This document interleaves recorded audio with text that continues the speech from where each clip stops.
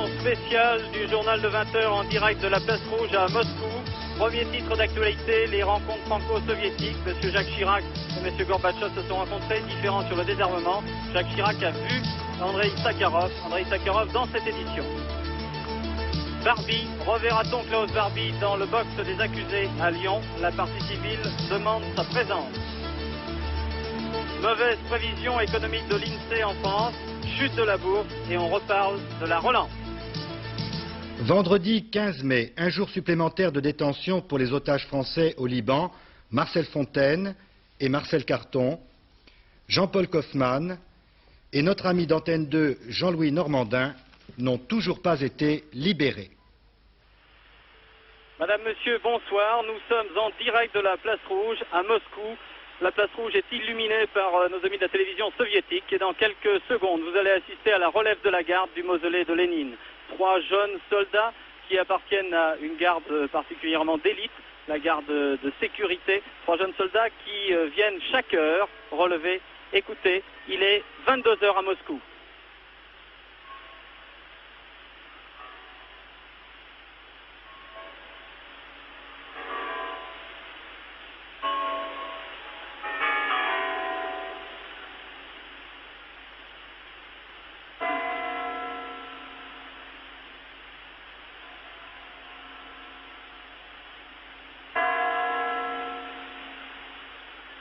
Et pendant que résonnent les 10 coups de 22h à Moscou du clocher du Kremlin, eh bien la garde de relève va revenir vers son local à l'intérieur de l'enceinte du Kremlin. Une enceinte qui est juste derrière ce mausolée de Lénine, une enceinte de 20 km de long. Il y a 28 hectares à l'intérieur de cette enceinte.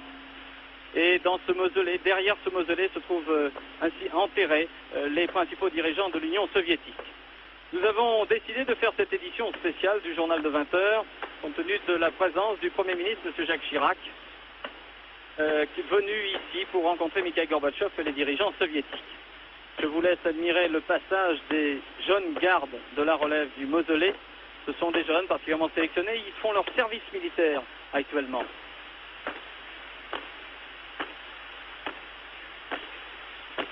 Pendant 1 heure, il faut vous dire, ils restent face à face. 2 hommes restent face à face pendant 1 heure, ils ont une vingtaine d'années et ils continuent à garder ce mausolée de Lénine. Moscou, c'est une ville dans laquelle il fait bon en ce moment, bon climat, on a eu un petit orage aujourd'hui mais tout se passe bien. Et sur la Place Rouge où nous sommes installés, il y a un bon millier de personnes qui observent ce journal.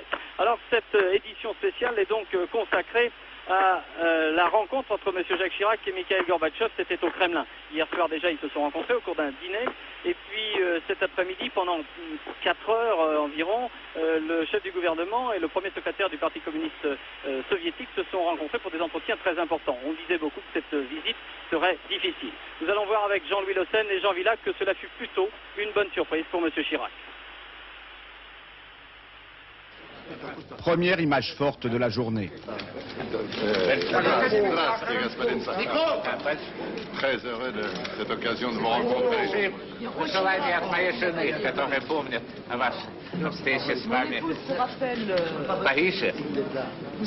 И от меня, конечно, лично самое лучшее чувство.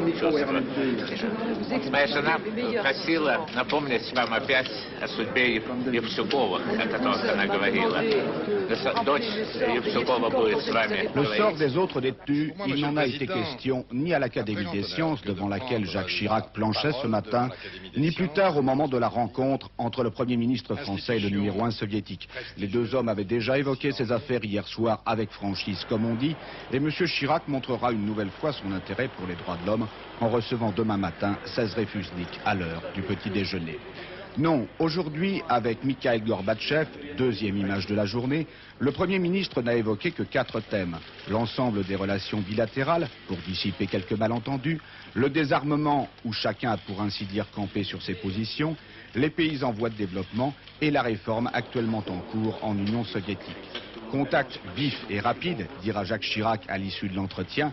Vif, peut-être, rapide, l'échange aura quand même duré 4h30 avec simplement une brève pause pour le sandwich et le thé. Retour sur la place rouge. Georges Bortoli, pour moi, vous symbolisez pratiquement toute l'Union soviétique et Moscou. Alors, je suis heureux de vous accueillir et d'avoir participé avec vous à cette édition spéciale. On a donc assisté à une sorte de bonne surprise pour le chef du gouvernement français. Oui, disons que cette conférence, que cette rencontre plutôt, a commencé hier soir sur le principe douche froide du ciel. Il y a eu d'abord le discours du Premier ministre Ryzhkov qui était un petit peu douche froide tout de même. Et puis il y a eu ensuite le dîner qui a suivi ce discours et où on a vu pendant 2 heures M. Chirac et M. Gorbatchev aussi côte à côte parlant, semble-t-il, ensemble avec un certain plaisir. Et puis il y a eu les 4h30 d'entretien à l'issue desquels M. Chirac s'est déclaré enchanté de l'atmosphère. Il nous a dit que M. Gorbatchev était un homme à l'esprit ouvert. Il a même eu cette confidence que je résume à peu près exactement, je crois. C'est un homme qu'on peut faire changer d'avis et qui peut vous faire changer d'avis. Alors, est-ce que l'un a fait changer d'avis l'autre? J'en sais rien, mais on va lui demander. On le verra tout à l'heure, Georges, tout à fait, car M. Jacques Chirac nous rejoindra dans quelques minutes. Il assiste en ce moment à une représentation théâtrale, à un ballet, le ballet Don Quichotte de Minkus. C'est au théâtre derrière nous et il arrivera tout à l'heure dans cette édition spéciale. Auparavant, Georges, il y a eu un autre événement, une autre image forte, je dirais, c'est la rencontre de M. Chirac avec le prix Nobel de la paix, Andreï Sakharov. Oui, M. Chirac a rencontré Sakharov ce matin, avant d'aller voir M. Gorbatchev d'ailleurs, et immédiatement après, nous avons demandé à Sakharov quelques confidences sur ce qu'il fait, sur ce qu'il est, sur comment il le vit, cette nouvelle période de son existence. Alors on va voir, Georges, cet entretien que Andreï Sakharov nous a réservé après son entrevue avec M. Chirac. Andreï Sakharov, interrogé par Georges Bortoli. Sakharov, vous ne pouvez toujours pas aller à l'étranger, vous ne pouvez toujours pas aller en France. Quelle est la vraie raison? Je pense que cela vient de ce que mon devoir de secret était très sérieux. De toute façon, c'est un motif très sérieux pour ne pas me laisser partir en voyage.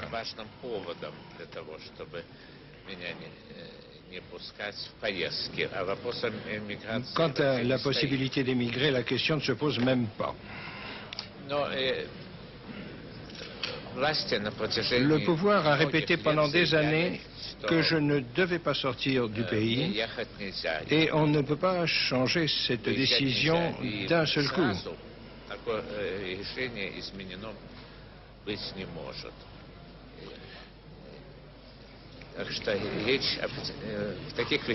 Dans de telles choses, dans de telles questions, il existe une inertie spécifique.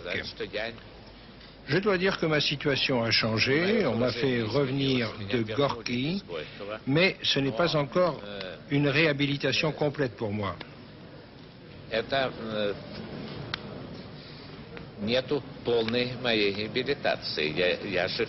Je suis encore un peu persona non grata, comme on dit en langage diplomatique. On ne m'a pas rendu mes titres, il n'en est pas question.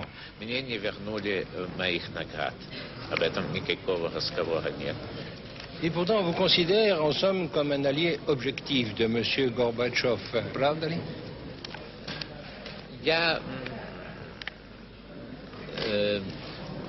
Je pense que la politique de Gorbatchev est une nécessité historique pour notre pays. Et je vois que, d'un autre côté, cette politique n'a pas pris encore complètement forme. Sa mise au point, peut-on dire, est en cours. C'est un processus compliqué, dynamique, dans lequel les gens changent. Et parmi eux, Gorbatchev lui-même et les gens qui l'entourent changent dans le sens où ils vont de plus en plus loin. S'arrêter sur cette voie, ça n'est pas possible. Autrement, on marcherait à reculons. J'espère que va se poursuivre le processus de libération des prisonniers de conscience. Il est en particulier très important qu'il soit étendu aux camps à régime spécial, où figurent les 36 camps de la région de Perm, où se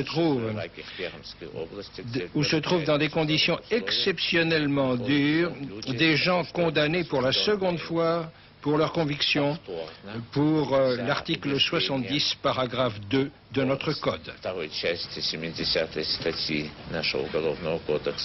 Mais à l'heure actuelle, présentement, ce mouvement de libération se poursuit ou il est arrêté?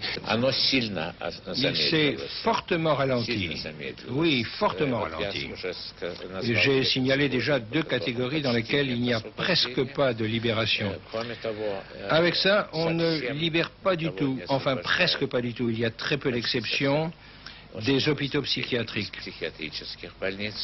Les prisonniers de conscience des hôpitaux psychiatriques ne sont pas libérés.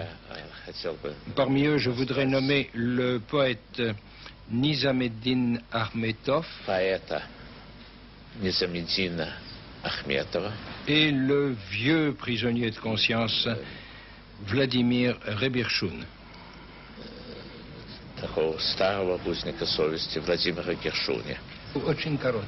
Une question très courte. Êtes-vous optimiste?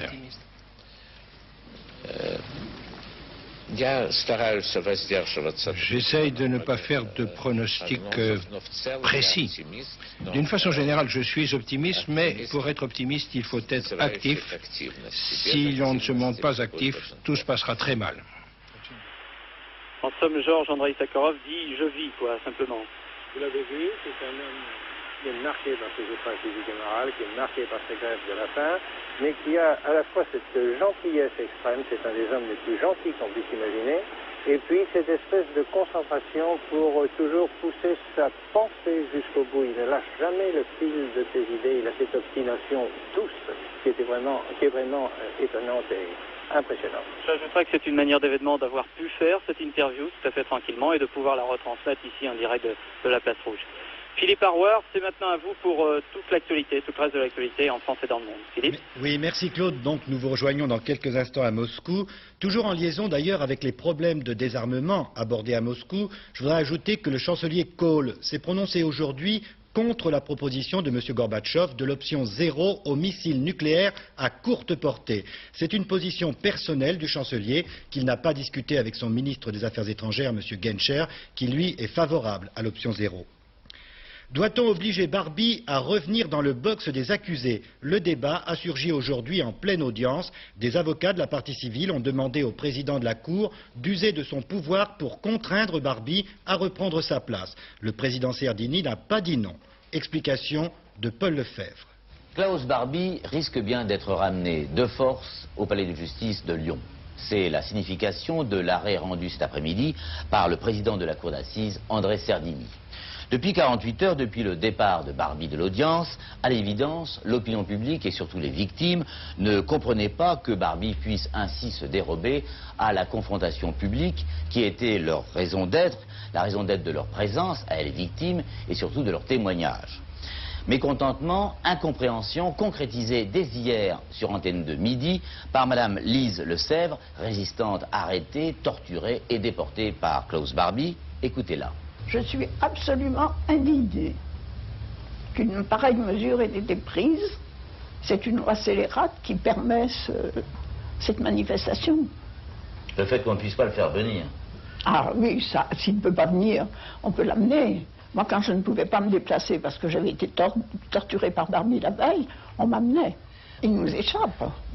Non, c'est une loi scélérate, c'est pas possible que cette loi existe et ne soit pas appliquée. Il faut un commencement, si elle ne sera jamais appliquée, alors, sous prétexte qu'on ne l'a jamais appliquée. C'est, je sais pas, c'est aberrant. Loi scélérate, c'est-à-dire les articles 329 et 320 du Code de procédure pénale qui permettent à l'accusé de se retirer. Cependant, le même texte autorise le président à employer la force pour ramener l'accusé.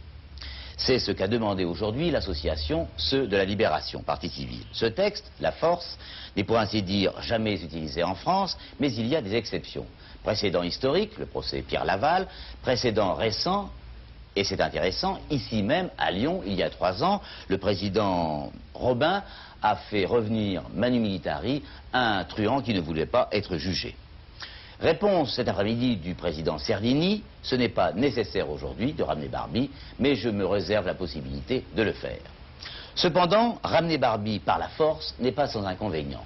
D'abord, son avocat, Jacques Vergès, a menacé de partir, donc le procès s'arrêterait. En outre, si Barbie, ramené de force mais fatigué, était pris d'un malaise à l'audience, le procès s'arrêterait en attendant sa guérison. Voilà pourquoi le procureur général de Lyon préférerait qu'on laisse Barbie en prison, mais qu'on le juge. À Paris, la bourse a mal réagi aux prévisions économiques de l'INSEE pour 1987. Elle a baissé de 4%, victime, comme on dit, d'un trou d'air. Pour l'INSEE, l'horizon économique s'assombrit aussi bien pour la croissance que pour la production industrielle ou le chômage. Dans la majorité, cela risque de raviver le débat sur la relance. Ève Mettet. Premier dossier abordé par l'INSEE dans ses prévisions, la croissance. De 1,4% au maximum, elle serait sensiblement inférieure à l'objectif du gouvernement qui annonçait 2% en début d'année. La production industrielle devrait stagner, la croissance de l'investissement serait limitée à 3% contre 4% escomptés. Pour le gouvernement, ce paysage médiocre doit être replacé dans la conjoncture internationale. Il y a du bon et du moins bon, bien sûr. Le moins bon, c'est que l'activité économique n'est pas très stimulante, tout simplement parce que l'environnement international n'est pas bon. L'Allemagne a révisé ses prévisions de croissance quasiment de moitié. Mais il y a aussi des choses encourageantes dans ces prévisions. Et celle que je voudrais souligner, c'est que selon l'INSEE, la différence d'inflation avec l'Allemagne, vous savez que c'est ça qui compte, devrait continuer à se réduire d'ici la fin de l'année. L'inflation, c'est en effet le second dossier abordé par l'INSEE. Et justement, même si l'écart avec l'Allemagne doit se réduire, les prévisions sont on ne peut plus sévères sur les prix, puisqu'ils devraient s'élever de 3,5% en 1987. On est loin de l'objectif du gouvernement qui pensait contenir l'inflation à 2,4% seulement. Et pour les syndicats, le maintien du pouvoir d'achat est de plus en plus compromis. C'est-à-dire ce qui va se passer maintenant, à partir de maintenant, c'est un retard de pouvoir d'achat qui va s'accumuler au fil des mois. Et c'est cela qu'il faut éviter. Il faut ajuster dès maintenant les salaires sur les prix. Sinon, il n'y aura pas de confiance. Sinon, on va aller au contraire vers une dégradation accélérée. Enfin, troisième dossier, noir lui aussi, le chômage. L'INSEE prévoit une nouvelle hausse du nombre des sans-emploi. Il serait plus de 2 800 000 à la fin de l'année contre 2 576 000 aujourd'hui. L'industrie perdrait 140 000 emplois en 1987, les transports et télécommunications 15 000, les banques et les assurances connaîtraient aussi une baisse d'effectifs. 350 francs-maçons reçus à l'Élysée aujourd'hui, c'est la première fois. Le président Mitterrand a profité du rassemblement maçonnique international du Grand Orient de France qui se tient à Paris pour rencontrer une délégation de 30 pays. Le rassemblement porte sur la place de la franc-maçonnerie dans le monde moderne. Il a eu lieu à huis clos, comme le veut la tradition. Le sida au centre des travaux des ministres européens de la Santé réunis à Bruxelles. La CEE veut se donner les moyens de lutter contre la maladie qui n'épargne aucun pays. Sur les décisions européennes, Lucie Soboul. Le sida est un problème prioritaire de santé publique, ont rappelé dès le début de leur réunion les ministres de la Santé. En vertu de ce principe, ils se sont opposés à toute politisation de la question du sida. Première résolution, la libre circulation des personnes à l'intérieur de la communauté. Pas question d'établir des contrôles aux frontières, ils sont inefficaces pour prévenir l'extension du sida et violeraient les règles communautaires. Deuxième résolution, éviter toute discrimination à l'égard des malades ou des porteurs du virus. Un groupe d'experts sera chargé d'établir un plan d'action commun. Dernière résolution, les voyageurs internationaux seront informés des modes de transmission du sida. Enfin, le ministre allemand de la Santé, Mme Süssmuth, a signalé que son gouvernement n'avait plus l'intention d'interdire l'entrée en Allemagne à tout étranger suspecté d'être malade du sida. Voilà, nous retournons à Moscou sur la place Rouge pour retrouver Claude Sérillon qui a à ses côtés le Premier ministre, M. Jacques Chirac. Claude, c'est à vous. Merci Philippe. M. Jacques Chirac vient effectivement de nous rejoindre. Je ne vous demanderai pas si le ballet était beau. Super, très bien. Merci M. Chirac de nous avoir rejoint aussi rapidement. Nous sommes dans un décor tout à fait merveilleux. Avant de parler peut-être de Moscou, on va parler de vos entretiens. 4h30 d'entretien. Je dirais qu'au départ, on a dit que c'est une visite difficile, M. Chirac va avoir du mal. Et puis 4h30 d'entretien, vous avez lieu d'être surpris, d'être content en plus. Oui, je voudrais tout d'abord remercier les autorités soviétiques qui nous ont vous ont reçus d'ailleurs de façon exceptionnelle et qui nous ont donné des facilités tout à fait remarquables ce soir sur la place Rouge. Et vous dire que j'ai eu effectivement, hier soir d'abord, 1h30 d'entretien avec M. Gorbatchev et aujourd'hui 4h30 dans des conditions qui, je dois le dire, m'ont beaucoup séduit par leur franchise, par leur caractère naturel. Et il y a effectivement un mouvement, une réforme importante qui se passe en Union soviétique. On le sent dans le style. On peut vous demander votre impression sur l'homme Gorbatchev? J'avais eu l'occasion de rencontrer le secrétaire général quand il était venu à Paris. C'était donc pas un inconnu pour moi, mais je dois dire que j'ai été impressionné par la spontanéité, la vivacité de son esprit, le caractère très convivial de son comportement et puis la fermeté de sa conviction qui consiste à engager une vaste réforme qu'il appelle de restructuration, de démocratisation en Union soviétique, dans le droit fil naturellement du socialisme, mais avec une grande ambition. Et vous pensez que ces réformes peuvent aboutir? Vous croyez qu'il y a un effort tout à fait sincère des autorités soviétiques? Quant à la sincérité, je n'ai absolument aucun doute. Je ne suis pas devin et je ne peux pas vous dire quel en sera le résultat.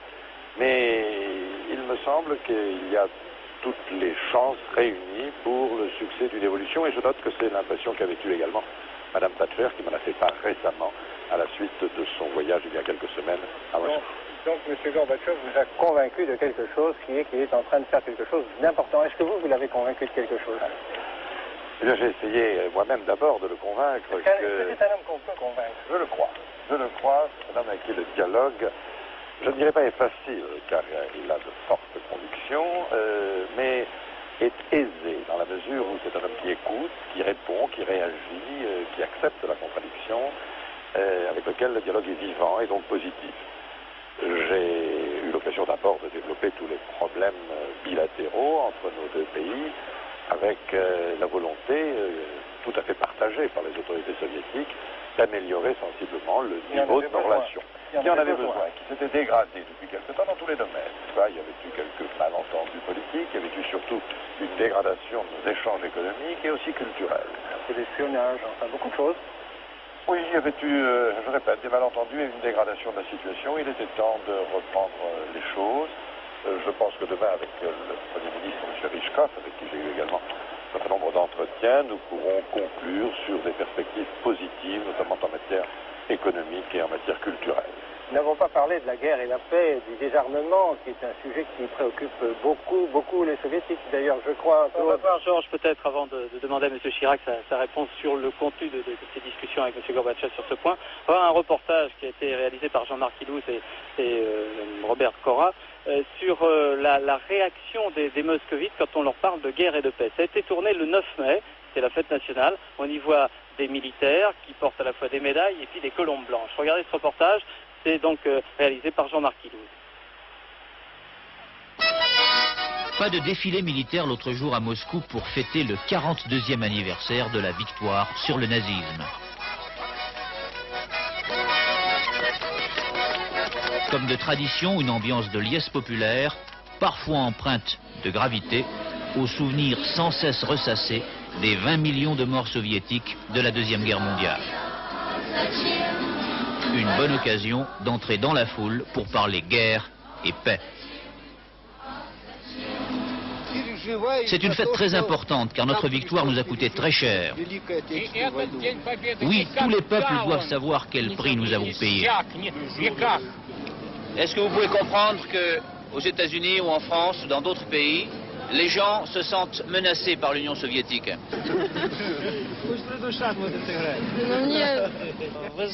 J'ai vraiment du mal à croire que chez vous, on pense que nous, soviétiques, on a plus d'armes nucléaires que les États-Unis, l'OTAN et l'Europe. Nous, soviétiques, ne cherchons pas la supériorité militaire, mais nous ne voulons pas risquer encore des millions de victimes. Je crois que les deux plus grands pays du monde seront obligés de se mettre d'accord. Vu d'Europe, le patriotisme des soviétiques peut sembler désuet, mais il ne doit rien aux artifices de la propagande. L'attachement à la terre natale est profond, le respect de l'armée naturel, le pacifisme de l'Union soviétique perçu comme une évidence. Loin des complexes combinaisons de missiles et d'antimissiles, l'opinion publique soviétique telle qu'en elle-même.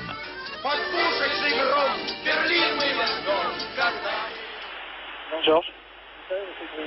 Que la presse soviétique, et quelquefois même les officiels soviétiques, trouvent que les Français sont un peu réticents devant leurs initiatives de désarmement. Je pense que ça a été un petit peu au centre de vos entretiens aujourd'hui. Nous ne sommes pas réticents sur le désarmement.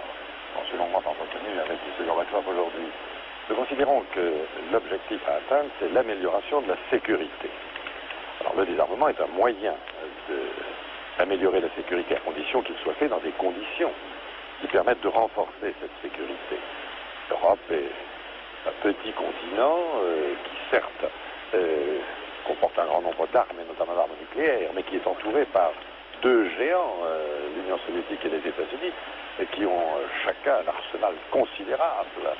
Et c'est là que réside la priorité du désarmement, à mon avis, la diminution de ces arsenaux considérables. Bon, M. Gorbatchev, je vous réponds, c'est justement ce que je voudrais faire.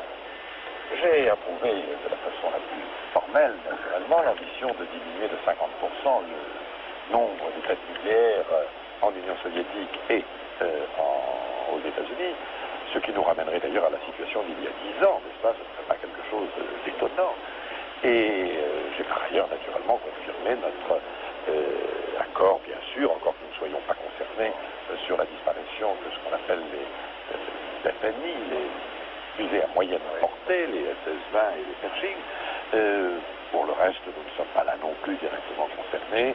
Et j'ai indiqué à M. Gorbatchev que je considérais qu'il devait y avoir un équilibre d'ensemble du désarmement et pas seulement en Europe, et que ce désarmement devait également concerner les forces conventionnelles et les forces chimiques et pas seulement les forces nucléaires. Alors, dans votre interlocuteur soviétique, ne trouve pas justement un peu étrange cette position de la France qui n'est pas concernée, parce qu'effectivement, elle n'a pas de Pershing 2 sur son sol, elle a ses propres armes nucléaires, mais qui donne des avis et à qui on demande des avis. D'ailleurs, ça ne vous met pas un petit peu en déséquilibre dans la discussion? La France, et ça je crois que les autorités soviétiques l'ont parfaitement compris, la France fait partie de l'Europe, d'une Europe qui renforce jour après jour sa solidarité,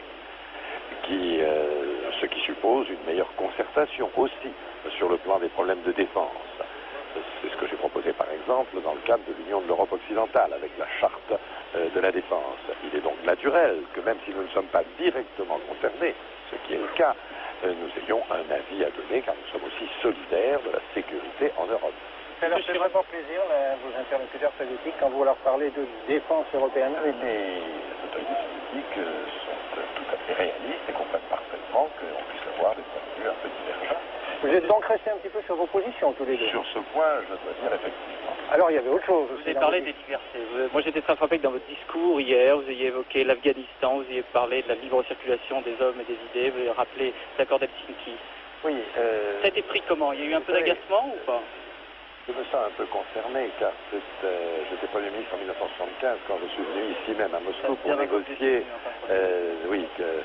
la signature par la France des accords d'Helsinki. J'ai donc souligné à la fois l'attachement qui est le nôtre, qui est profond, qui est historique, qui est général, et que partagent tous les Occidentaux, d'une part aux droits de l'homme, à la liberté de penser, qui notamment doit s'exprimer par la possibilité pour chacun de quitter un pays s'il le souhaite, et je pense naturellement à la situation des Juifs en Union soviétique. Certes, la situation s'améliore un peu, c'est ce que l'on m'a fait remarquer, mais tant qu'un Juif n'aura pas le droit de quitter librement, sauf naturellement s'il est inculpé ou poursuivi par la justice, alors il y aura quelque chose qui n'est pas acceptable. C'est ce que j'ai voulu souligner. Et d'autre part, oui. Et d'autre part, le droit des peuples à disposer d'eux-mêmes. Et effectivement, il vient tout de suite à l'esprit l'Afghanistan, et qui est, on peut imaginer aussi la situation du Cambodge, n'est-ce pas? Encore que l'Union soviétique ne soit pas directement impliquée ou concernée. Mais cette capacité pour ces peuples de s'autodéterminer n'est pas conforme à l'idée que... Vous avez reçu des réponses précises sur l'Afghanistan? On évoqué l'ensemble de ces problèmes. Vous savez, les autorités soviétiques ont elles-mêmes évoqué la possibilité d'un retrait de l'Afghanistan. Il faut que les choses se passent le mieux possible, mais surtout le plus vite possible. Alors, Monsieur Chirac, on va terminer cette liaison en direct de Moscou, peut-être par une question personnelle. J'ai lu que vous aviez quand même, dans votre jeunesse, tenté d'apprendre le russe. Alors, qu'est-ce qui s'est passé? Vous avez arrêté? Je l'avais même appris tout à fait, et je l'ai hélas tout à fait désappris, parce que, oubliez, mais j'ai évoqué, je voulais le dire, un dernier point, qui me paraît aussi important, peut-être plus que les autres, avec M. Gorbatchev et avec M. Ryzhkov. Mais nous sommes très frappés, je suis très frappé par les conséquences que comporte la misère croissante des pays en voie de développement. Au point que ils ne sortiront pas de leur situation actuelle, dans laquelle l'ensemble des nations ont une responsabilité, dans une grande initiative. Et voilà un terrain sur lequel l'Est et l'Ouest, je parle des pays industrialisés, des pays riches, pourraient parfaitement s'entendre. Et j'ai dit à M. Gorbatchev que je pensais que dans ce domaine, il y avait une responsabilité à la fois morale et politique qui dépassait les clivages idéologiques et qui pourrait peut-être permettre à tous les peuples, à toutes les nations industrialisées et riches de s'associer dans un grand effort pour lutter contre la misère, contre la faim. Et M. Gorbatchev a répondu positivement? Il a été parfaitement ouvert à ma suggestion et nous avons décidé de poursuivre cette discussion pour voir quelles propositions concrètes pourraient être faites.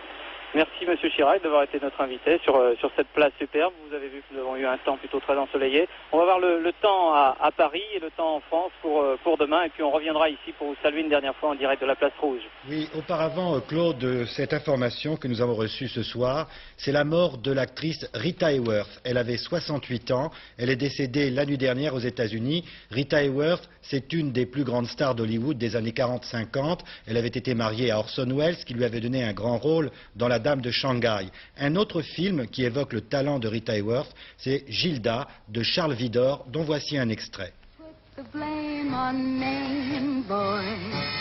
Put the blame on Maine.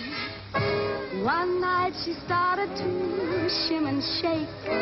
That brought on the Frisco quake. So you can put the blame on Maine, boy. Put the blame on Maine. They once had a shooting up in the Klondike when they got Dan McGrew. Folks were putting the blame on. Voilà Rita Hayworth qui nous a donc quittés aujourd'hui. Nous rejoignons maintenant Bernard Rapp au Festival de Cannes, festival où dominaient aujourd'hui les couleurs britanniques, avec la présence du prince et de la princesse de Galles. Bernard, c'est à vous.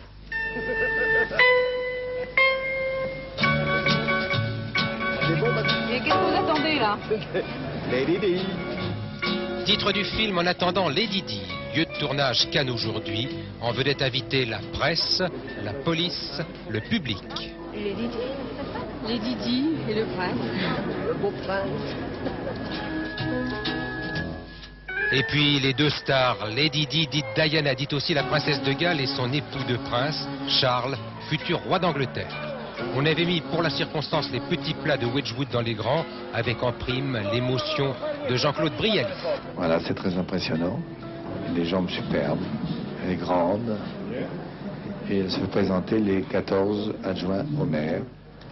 14 et pas un de plus, car le prince ne souhaitait pas serrer plus d'une quinzaine de mains, y compris celle du président Yves Montand. Il est vrai qu'il avait préparé un discours en français. Mon épouse et moi-même vous remercions très sincèrement pour ces deux magnifiques médailles. Vous marquez ainsi d'une façon inoubliable notre première visite dans votre charmante vie. Toutefois, je ne suis pas le premier prince de Galles à apprécier le charme de Cannes. Et tout récemment, ce portrait nous le rappelle. Ma cousine, la princesse Alexandra, est venue ici pour fêter l'anniversaire de l'arrivée à Cannes de Lord Brougham, ce grand Écossais qui avait littéralement eu le coup de foudre en la découvrant. Il ne restait plus qu'à se montrer au balcon. Les Cannois, comme les Niçois, réinventaient la promenade des Anglais. Une dernière photo, et les journalistes préparaient déjà la presse de demain. On y verra le couple princier venu fêter ici le cinéma britannique avec le dernier film de Lindsay Anderson, et ce soir un hommage au grand comédien Alec Guinness. Et bien voilà, c'était donc du cinéma vérité aujourd'hui à Cannes, puisque les stars étaient de vrais princes et de vraies princesses. Alors, on a échangé beaucoup de compliments et puis aussi beaucoup de médailles. Et s'il manque ce soir encore une décoration Prince Charles, c'est tout simplement la Palme d'Or. Bonsoir et God save the festival. Voilà les pronostics du tiercé de demain, ce n'est pas dans le prix de l'Écosse, mais Pierrette Bref vous propose quand même de jouer le 2, le 6, le 3, le 5, le 7, le 9, le 11 et le 8, comme vous le voyez sur cet écran.